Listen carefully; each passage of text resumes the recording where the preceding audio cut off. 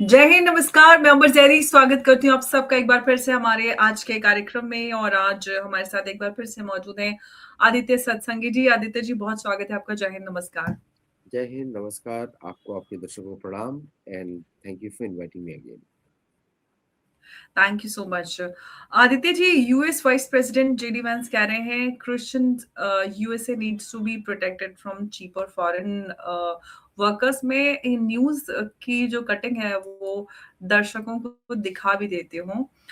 और यहाँ से मैं आगे जो चर्चा है उसकी शुरुआत करूँगी आपके साथ। और सवाल ये है कि या फिर हम ये कहें कि जो अमेरिका है वो क्या करने की कोशिश कर रहा है? इमिग्रेशन कंट्रोल की बात है, या फिर जब हम अमेरिका की बात करते हैं तो वैसे तो सेक्युलर डेमोक्रेटिक वैल्यूज़ हैं, और फिर रिलिजन को लेकर इमिग्रेशन पॉलिसी सेंटर में लाया जाए और ये कहा जाए कि क्रिश्चियन यूएस जैसे शब्द इस्तेमाल होने लगे, तो क्या अमेरिका अपनी जो कॉन्स्टिट्यूशनल वैल्यूज हैं उसको ही पीछे छोड़ रहा है? और सबसे बड़ा सवाल ये कि क्या सिर्फ जॉब्स का इशू है, या फिर ये आइडेंटिटी पॉलिटिक्स का नया ग्लोबल वर्जन?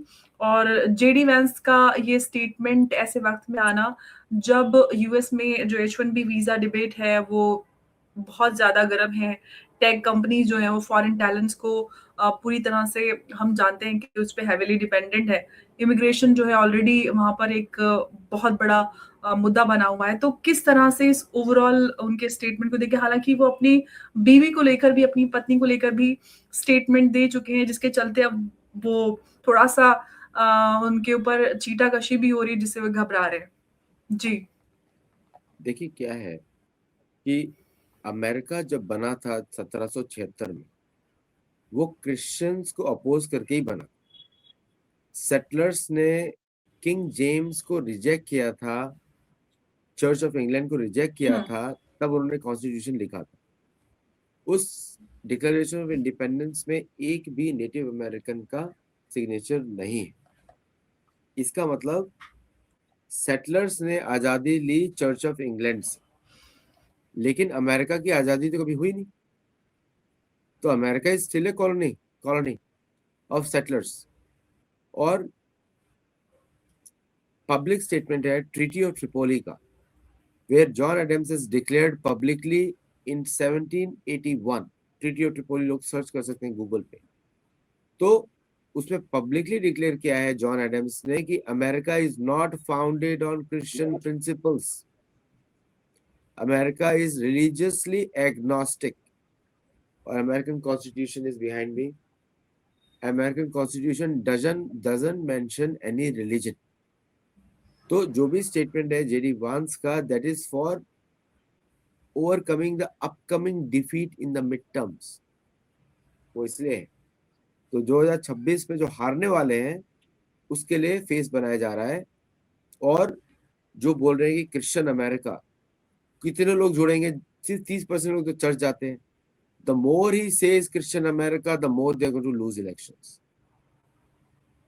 और अमेरिका कभी भी सेक्युलर शब्द को यूज नहीं करता है। It just says we are religiously neutral. और अमेरिकन प्रॉस्पेरिटी का कारण ही यही है। अगर कोई मुझे बोलता कि आप, सपोज जिस समय मैं भारत से बाहर आया, कोई मुझे बोलता कि आप मुसलमान देश में जाइए, इन Islamic country, I will never go. क्योंकि मुझे रिलीजन से कोई मतलब नहीं है। जहाँ पे रिलीजन होता है वहां पे पावर्टी होती है। जहाँ पे धर्म होता है वहां पे ऑपुलेंस होती है। धर्म का मतलब ही होता है कि think in a logical way, think in A open mindset. हम ये तो करते हैं ना, योग में अपने दिमाग को खोलते हैं, मन को ओपनली देखने की कोशिश करते हैं। तो the day America becomes religious, it will be like Sudan, not even Pakistan will be richer than America, believe me. क्योंकि यहाँ पे लड़ाई चलती रहेगी। उसको वही, सो ऑल दिस जो वो बातें करें उनको समझ में नहीं आ रहा है। आपने दूसरा पॉइंट बोला निक फुएंटेस का, उनकी पत्नी के विरुद्ध क्या क्या बकवास करी उस समय, उन्होंने जवाब दिया उसको, it's too late and too little. Absolutely. आप, दावत तो उन्होंने ही दी, सारा मुद्दा तो उन्होंने ही भड़काया ये। बिल्कुल टू लेट टू लिटिल। क्योंकि आप स्वयं अपनी पत्नी के बारे में बोलते हैं she needs to convert. That means जब शादी कर रहे थे तब इंपॉर्टेंट नहीं था ये। क्योंकि आप भूखे, आप भिखारी थे, खाने के लिए भोजन नहीं था, है ना? तब किसी का सहारा लेना था, तो चिकलूरी फैमिली का सहारा लिया आपने।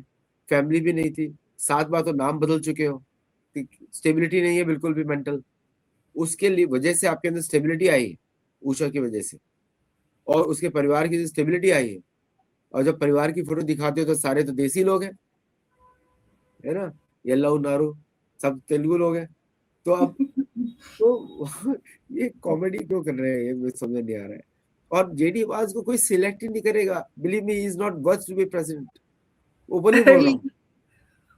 लेकिन उमेश जी, एक सॉरी आदित्य जी, एक बात बताइए, H1B वीजा जो वर्कर्स हैं उनको चीप बोलना, जबकि हम जानते हैं कि जो सिलिकॉन वैली है वो बिना इंडियन या फिर एशियन फॉरेन टैलेंट है उसके बिना सरवाइव नहीं कर सकती। तो ऐसे में ये क्या करने की कोशिश कर रहे हैं? और सबसे बड़ा अनकंफर्टेबल सवाल ये है कि अगर फॉरेन वर्कर्स जो हैं वो इतने ही हार्मफुल हैं, तो उनको जो फॉर्च्यून 500 कंपनीज हैं उन पर डिपेंडेंट क्यों है? देखिए क्या है कि H1B visa is the prerogative of US government. जब मर्जी आए कैंसिल कर दे, मुझे कोई जी। प्रॉब्लम नहीं। It is the American corporates who are not cancelling it, उससे आपको मेरा कोई लेना देना ही नहीं है। Is the American corporates who are not cancelling it.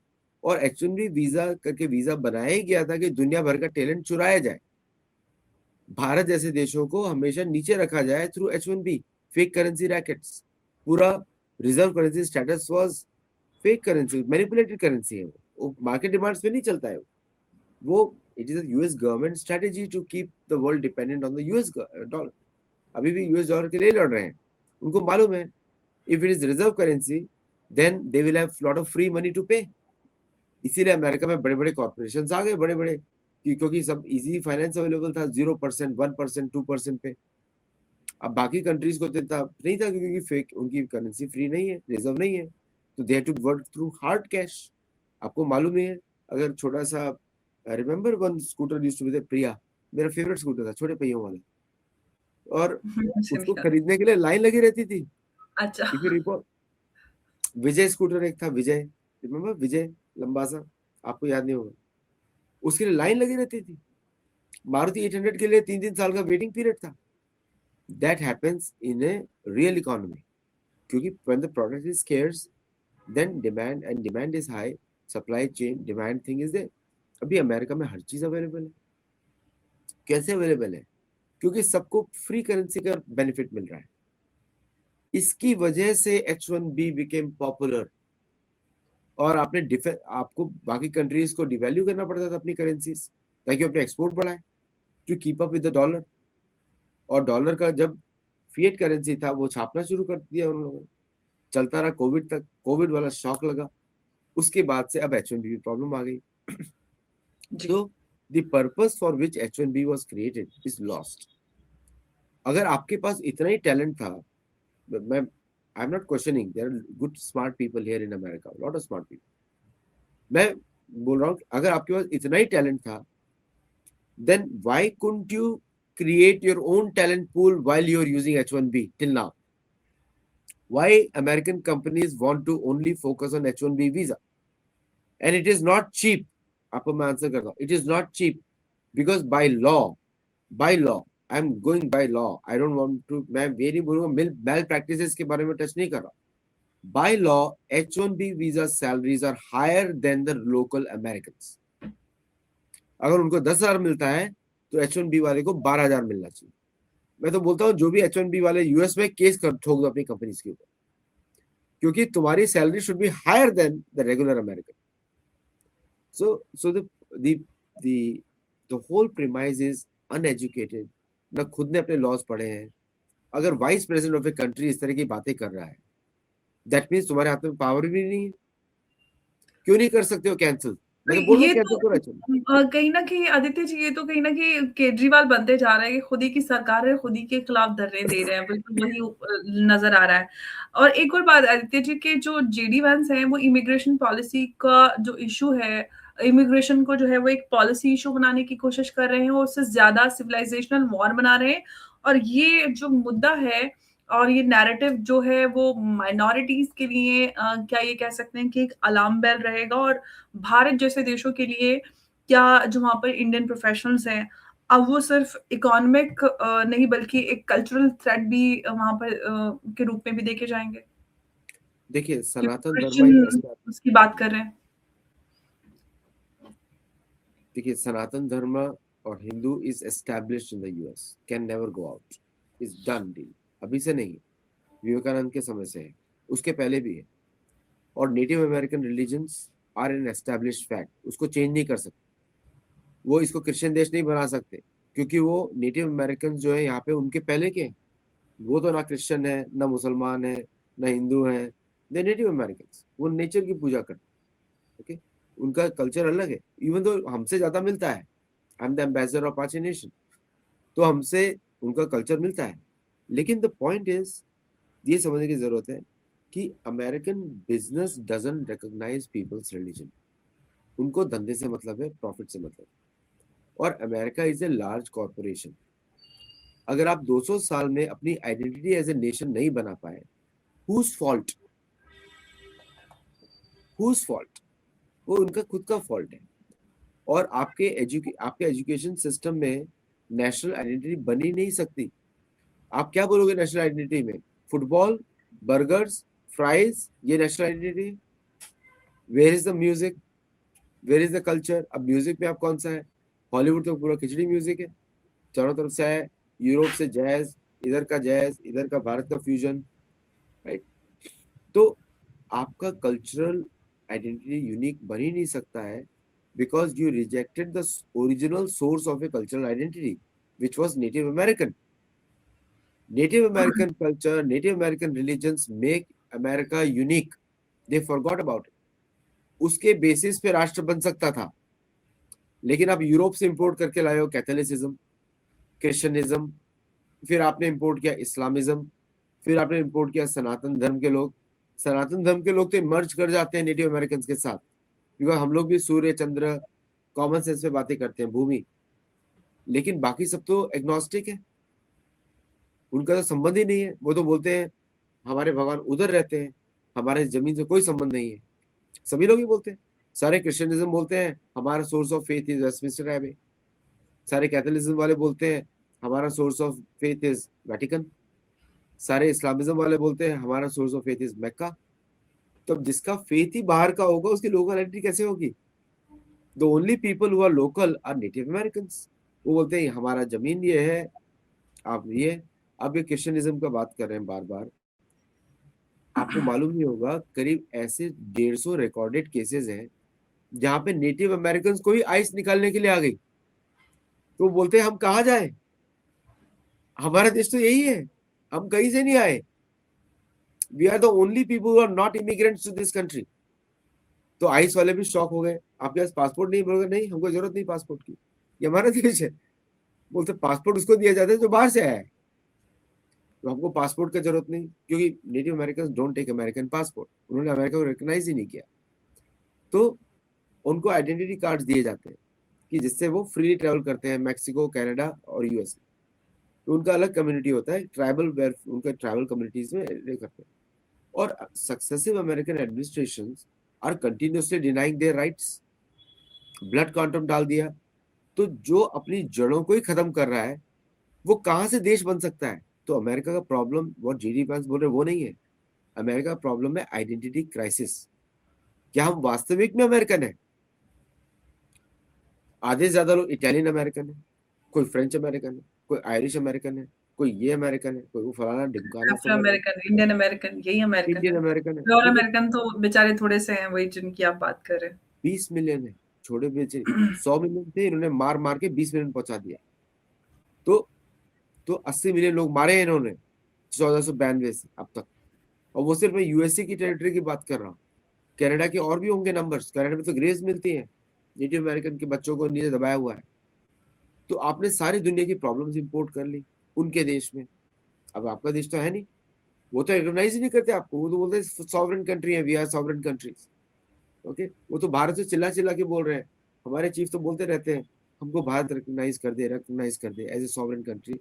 By law, it is possible because the law says they are sovereign nations. तो the, the ये जो आ, ये जो पूरा जिनका ड्रामा है क्रिश्चियन अमेरिका, तो आप you are further dividing America into Anglo Saxon sphere. तो कितने लोग बचेंगे फिर क्रिश्चियन अमेरिका में? मात्र 40 मिलियन, मात्र 40 मिलियन। उसमें क्या चलाने वाले हो? पॉलिटिक्स अपना। मैं तो आपसे यही सवाल करना चाह रही थी आदित्य जी कि ये जो जेडी वेंस ने बोला है और कहीं ना कहीं जो अस वर्सेस दे ये बोल रहे हैं, तो वो कौन है, कौन अस और कौन दे, उसमें कौन कौन लोग आते हैं? अब ये तो पता चल रहा है कि 2026 इलेक्शंस और जो ये कल्चरल वॉर और आइडेंटिटी पॉलिटिक्स करने की कोशिश करें और ये पूरा इमिग्रेशन को एक इश्यू की तरह बना के ये सारा कुछ बना के दिया जाता है, तो हैं कौन वो, कौन मतलब फॉरेनर्स हैं, नॉन क्रिश्चियंस हैं, आउटसाइडर्स हैं, किसकी बात हो रही है? देखिए, ये है सारे चर्च ऑफ इंग्लैंड के फॉलोअर्स। इसमें इन्वॉल्व होते हैं एपिस्कोपल, पेंटाकॉस्टल। जैसे पेंटाकॉस्टल चर्च पंजाब में आपको बहुत मिलेगा, सारा हम्म। कन्वर्जन वो लोग करते हैं, पेंटाकॉस्टल लोग। तो और ये वेटिकन से अलग है। वेटिकन के लोग हैं अपने केरला के लोग, केरला तमिलनाडु, वो वेटिकन के लोग। हम्म। तो ये जो क्रिश्चियनिज्म की जब बात होती है तो ये छोटा सा ग्रुप है। इसमें एपिस्कोपल, प्रेस्बिटेरियन, लूथरन और कभी कभी ऑल डे सेंट्स, कभी कभी ये इस तरह के चर्चेस आ जाते हैं, लेटर डे सेंट्स ऐसे आ जाते हैं। These are all connected to affiliated to Anglican church, Westminster Abbey. और इनके मोनार्क रहते हैं चर्च ऑफ इंग्लैंड के protector, which is king of England. ये उस एरिया की, तो ये उस की बात कर। बट ये तो स्वयं ही कैथोलिक है, ये कौन से क्रिश्चियन की बात कर रहे हैं? क्रिश्चियंस और कैथोलिक्स में बड़ा डिवीजन होता है। कैथोलिक्स अलग होते हैं, कैथोलिक्स एंजल्स को मानते हैं। कैथोलिक्स जो है गिरीट के जैसे होते हैं, रंग बदलते हैं, इंडिया में आके साधु बन जाते हैं, अफ्रीका में आके कुछ और बन जाते हैं, और साउथ अमेरिका में जाके कुछ और बन जाते हैं। वो होते हैं कैथोलिक्स।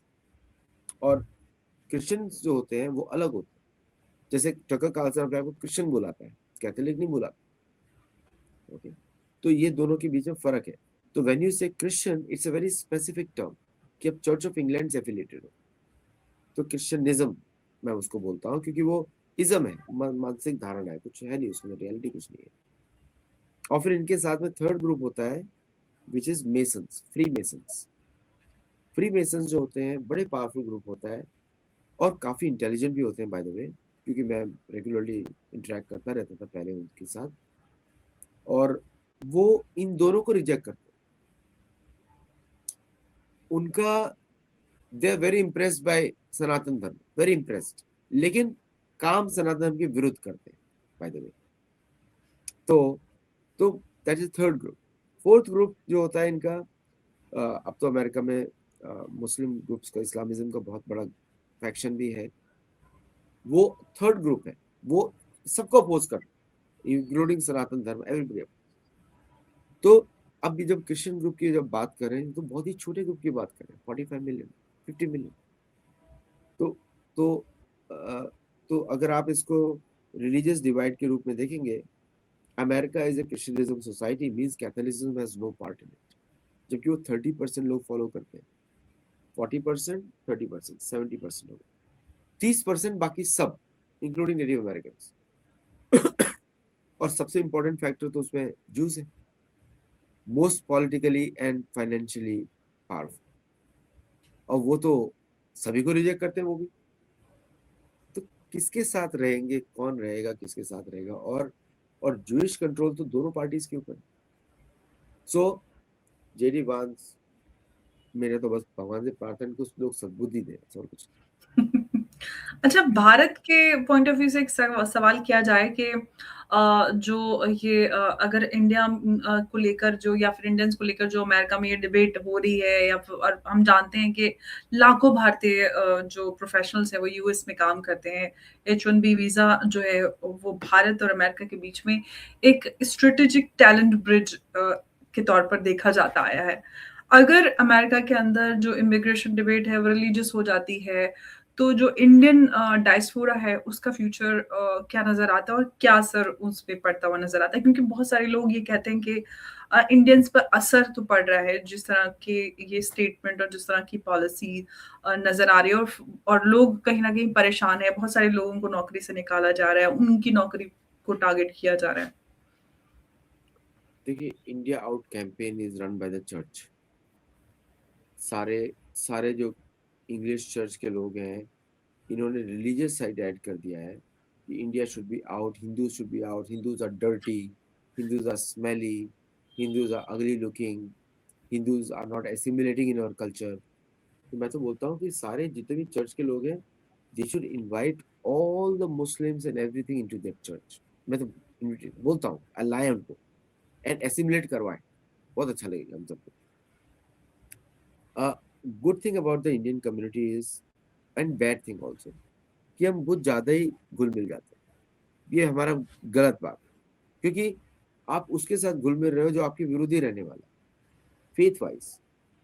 और दूसरा, हमारी एक और कम्युनिटी, एक और हमारा थोड़ा है, वैलिडेशन बहुत ढूंढते हैं कि क्या इसने, क्योंकि हमारा कल्चर उस तरह का। आप जाके देखिए ना, मराठा में जाइए, अभी मैं भी परेशान हो जाता हूँ, गाँव में बोलते हैं कर दे इसको, कर दे ऐसा। वो ये नहीं पूछ रहा है कर दे, परमिशन नहीं ले रहा है, वो अप्रूवल मांग रहा है कि you are okay with that, लेकिन बोलने का तरीका है कर दे। जैसे महाराष्ट्र में तो बहुत लोग, तो कभी मैं फ्रस्ट्रेट हो जाता हूँ, भाई अब मेरे को अगली बार पूछा ना तो मैं बोलूंगा नहीं कर, because I want you to do it.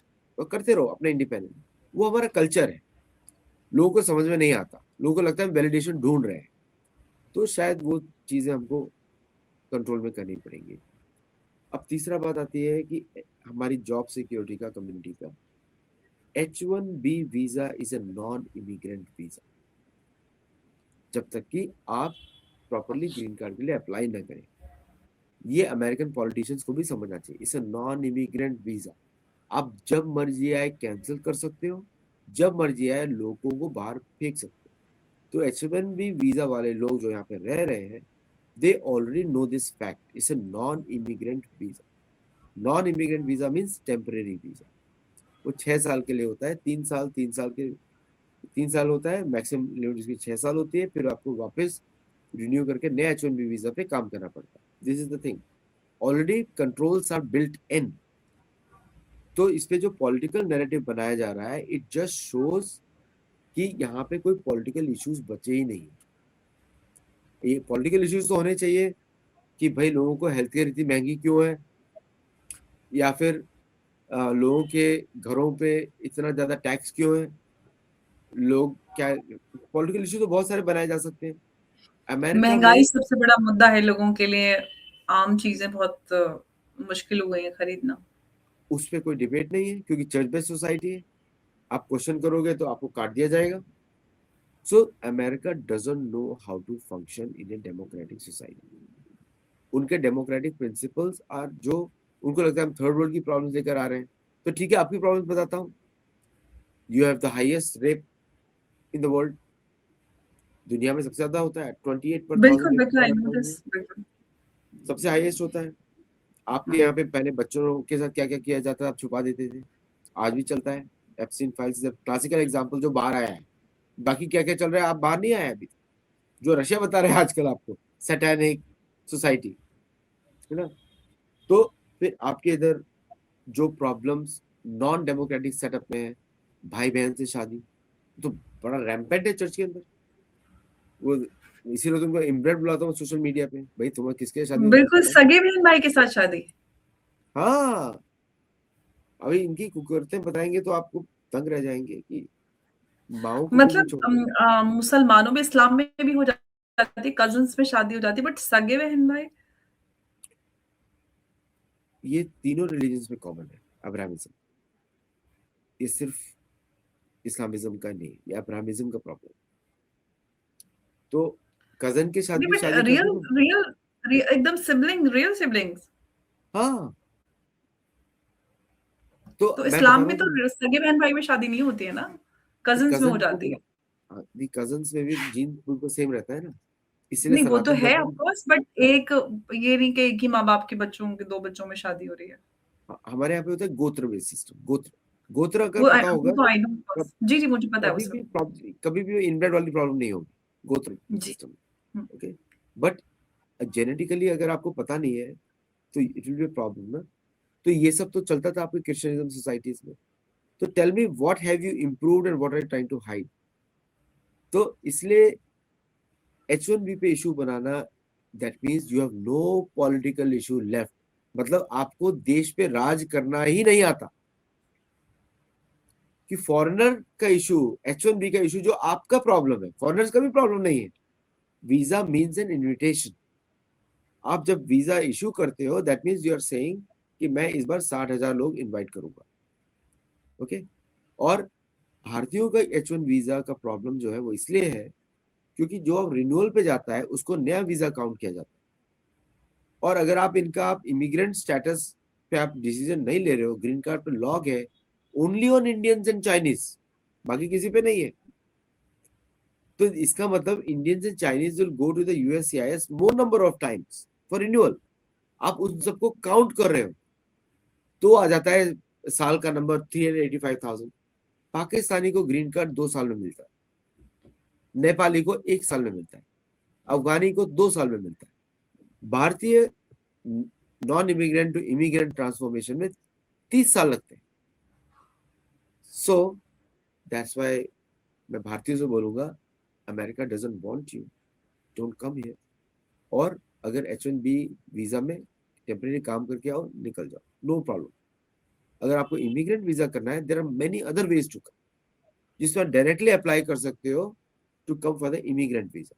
That is a different thing. जैसे कि आपने देखा होगा कोविड में बहुत सारे पंजाब के लोग भारत आए, 3 लाख लोग। मैंने खुद ने सर्व किया है अल्कोहल में, आई नो। मैंने खिचड़ी बनाई है, चावल बनाए हैं, दाल बनाए हैं उनको सेवा करने के लिए। ओके। और तो गुरुद्वारे से सर्व करते थे अल्कोहल के, हम लोग जाके बनाते थे वहां पे उनको भेजने के लिए। अब वो बोलते हैं कि हमको पंजाब में ह्यूमन राइट्स नहीं है। सब लोग बोलते हैं एसाइलम सीकर्स, ठीक है। सैन डिएगो में, कैलिफोर्निया में बहुत सारे रेस्टोरेंट्स हैं जहाँ पे उन इलीगल्स को एम्प्लॉय किया जाता है। उनके ऊपर पैर में टैग होते हैं, फिर उनको हायर करते हैं, बोलते हैं एक्सप्लॉयटेशन। तो तो अगर आपको भारत में प्रॉब्लम है, मतलब भारतीय गवर्नमेंट आपको प्रैक्टिस नहीं करने दे रही है फेथ, ये कंप्लेन करके आते हैं, दैट्स अ डिफरेंट कैटेगरी। उसमें आप अगर आप आएंगे तो डिपोर्ट किए जाएंगे सब लोग। तो अगर H1B वीजा का इतना बड़ा प्रॉब्लम है तो why America is inviting asylums, why? सब बंद कर दो ना। प्रॉब्लम क्या है मैं आपको बताता हूँ सीक्रेट अंबर जी। इनका फर्टिलिटी रेट ही नहीं है। So the fertility rate is less than 1.5।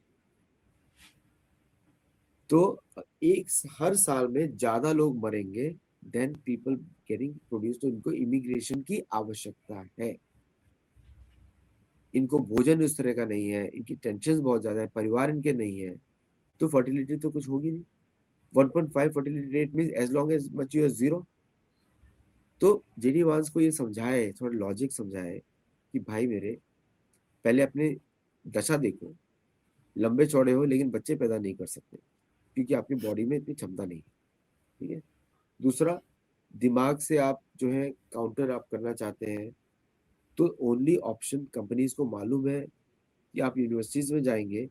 आप मुझे बताइए कौन सी कंपनी हायर करेगी रिलीजियस फैनेटिक को? वो तो लेक्चर देगा अंदर आके, उसको काम ही लेक्चर देगा। वो तो जाके मैनेजर को बोलेगा O I am connected to God, I can not work, this is time for my prayer and I have to go to the church, my God says this. कौन हायर करेगा ऐसे लोगों को? Companies need a person who is dedicated worker. तो and Elon Musk भी इस agenda को oppose करेगा। एलॉन मस्क जितना भी बोल ले, उसका सॉफ्टवेयर कोड कौन लिखता है? देसी भारतीय। एक्स को कौन चलाते हैं इंटरनली? देसी भारतीय। अभी वो बोला था इंटरव्यू में आके कि Indian professionals are one of the best I have. क्योंकि बाकी लोग इस तरह नहीं सोच पाते जिससे भारतीय लोग सोचते। डेटाबेस प्रोग्रामिंग, एल्गोरिथमिक क्रिएशन, उसमें भारतीय इंजीनियर्स को कोई जवाब ही नहीं। Believe me, they are the best, not even one of the best, the best. और उनके अलावा जो people who can do very good programming Russians. तो दोनों टैलेंट पूल्स में एक तो आप लोग हैं नहीं, रशियन तो लोग हैं नहीं फॉर वट एवर रीजन। और भारतीय पूल को मैं चाहता हूं आप बंद कर दो ताकि भारतीय का डेवलपमेंट ज्यादा हो। सो दूसरा ही बंद कर दोगे, बिल्कुल। इसका मतलब क्या होगा? इनकी सारी कंपनीज मूव कर जाएंगी इंडिया। They know that. तो इसलिए अ, आप सोच लीजिए लास्ट लेग पे है एम्पायर। जब इस तरह की बकवास बातें शुरू हो जाए फेथ के नाम पर, इसका मतलब ये है कि फ्यूचर इज नॉट देयर। बिल्कुल, और बहुत सारे जो भारतीय इंजीनियर्स अब कहीं न कहीं, क्योंकि भारत में बहुत बड़ी-बड़ी कंपनीज़ हैं, अच्छी सैलरी दे रही हैं। H-1B वीज़ा से ज़्यादा सैलरी उनको भारत में मिल रही है। तो बहुत सारे लोग अब भारत में ही रहकर काम कर रहे हैं, और बहुत सारे लोग वापसी के भी दरवाज़े देख रहे हैं, क्योंकि बहुत सारी कंपनीज़ हैं जो अब वापस उनको उनको दे रही हैं जब से ये H-1B वीज़ा वाला इश्यू आया है। और अमेरिका में जो राजनीति है वो और ज़्यादा वर्स्ट होती जा रही है दिन प्रतिदिन। लेकिन देखते हैं कि कितना हेल्प मिलता है जेडी वैंस को इस पूरे ड्रामे से, जिसको करने की कोशिश कर रहे हैं। बहुत-बहुत अमेरिकन को धन्यवाद राजनीति आपका। तो जी, मैं जी, थोड़ा एक जी, मिनट ऐड प्लीज़, कर दूं। प्लीज़। हुँ। अमेरिकन को राजनीति आती नहीं है।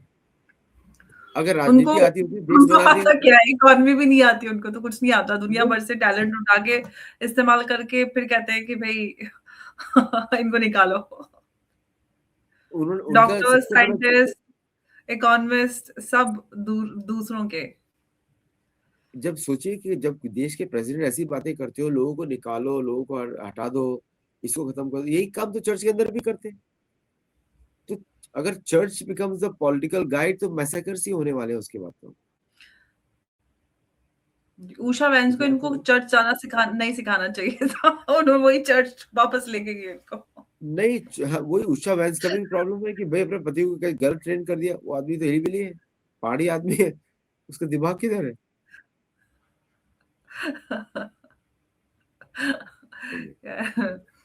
थैंक यू आदित्य जी, हाँ, हमारे साथ इस चर्चा में जुड़ने के लिए। नमस्कार, जय हिंद, जय भारत।